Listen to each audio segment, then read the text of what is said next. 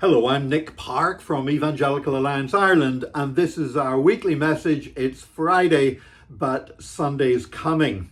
And one major thing that happened just in the last few hours is that at midnight, all the emergency legislation that was on the statute books empowering the Minister of Health to put restrictions on certain things happening, mandating people to wear masks in certain settings, all that kind of stuff. That legislation all expired at midnight last night. Now, the reason why I'm stressing this is that we still have some people getting in touch with us saying, you know, what do you guys at EAI think? Are we going to see the masks having to be reintroduced into churches and everything else? And certainly while there's public health advice out there saying that it is advisable in a crowded indoor setting to wear a mask, that is people's personal choice.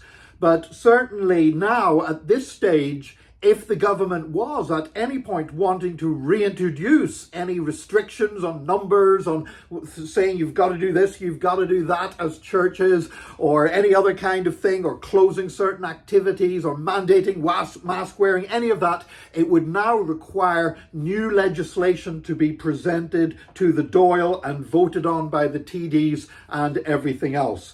So just the fact that all of that stuff, it's no longer sat there on the statute books where the health minister can bring it in at his discretion. And so that certainly gives us a much greater confidence as churches that we move ahead, and we move ahead, hopefully having learnt a lot over these last 2 years, but we can now move ahead for what God has for us in the future. We're aware that COVID is still there. We're aware that a lot of people are still testing positive. Thankfully, those very high rates are not being reflected in the people being put in intensive care or in deaths, for example, that there's now a much lower rate compared to the number of cases, and we do thank God for that.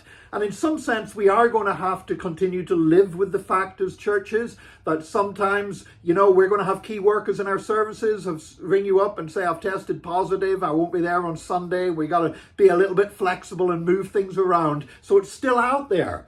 But thankfully, all that legislation, the emergency legislation and everything is now expired and off the statute books. And we do praise God for that. That gives us a greater measure of certainty moving forwards. And of course, if people still choose to wear masks and if people still want to distance, whatever, we should certainly facilitate them in doing that as churches and not try to make them feel somehow judged because they're doing that. That's people taking protection of themselves, and that's a good thing, and we should encourage that.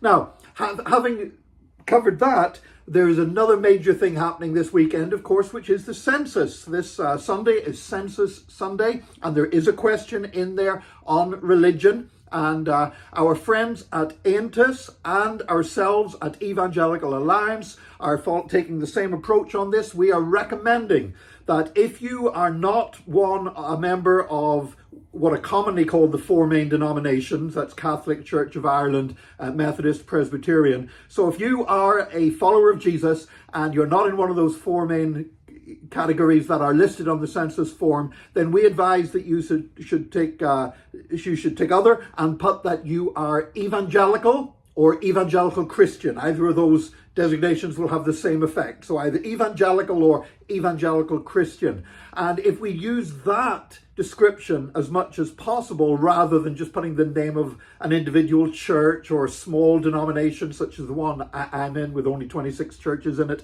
in Ireland, or something else, then that's going to give a much greater idea to the government of how many of us there are, and that to be honest, the values and the feelings of evangelical Christians need to be taken into account when the government is making plans, considering legislation, providing facilities, deciding what's going to be on broadcasting, on national public broadcasting, for example. So our advice, that of Aentus, is that you would put in there either evangelical or evangelical Christian on your census forms. And we'll work that next time there's a census, hopefully that option can actually be on the form itself as a box for us to tick. One other piece of news that I just want to share with you, and it's a real bit of good news, is that the Finnish MP, Päivi Räsänen, has been found not guilty of all the hate speech charges that had been levelled at her in the Finnish courts. Päivi is a Finnish MP, a former government minister, and a committed Christian. She's a member of the Lutheran Church, and she had tweeted because her denomination had sponsored a pride event, and she had simply tweeted as a member of her own church, engaging in a debate within her church, saying, look, a church should not be doing this. This is not consistent with our values and beliefs. And she'd included a photograph of a page from the Bible, from Romans chapter 1, saying what, basically saying what the New Testament teaching is about sexual relationships. And we believe that sexual intimacy is a gift given by God between one man and woman in one marriage for one lifetime. And Päivi, as a result of that, was prosecuted, a very heavy-handed prosecution, which would have had a really chilling effect, not just on Christians, but on everybody, because we need the right to be able to talk with one another about what we believe or what we don't believe. And that applies as much to non-believers who want to debate with us as Christians as it does to us debating within ourselves.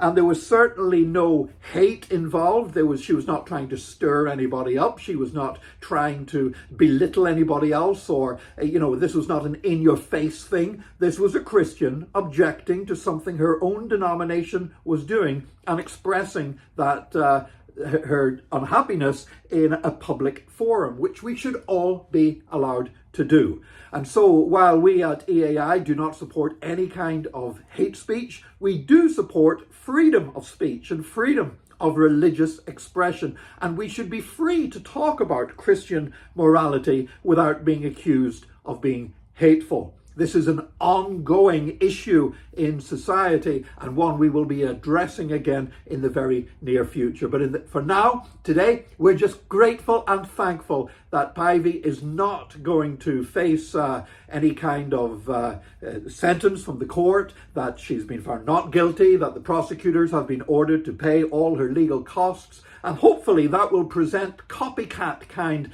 prosecutions that would try to hinder Christians and others from debating issues of morality with one another in social media and other places in a respectful way.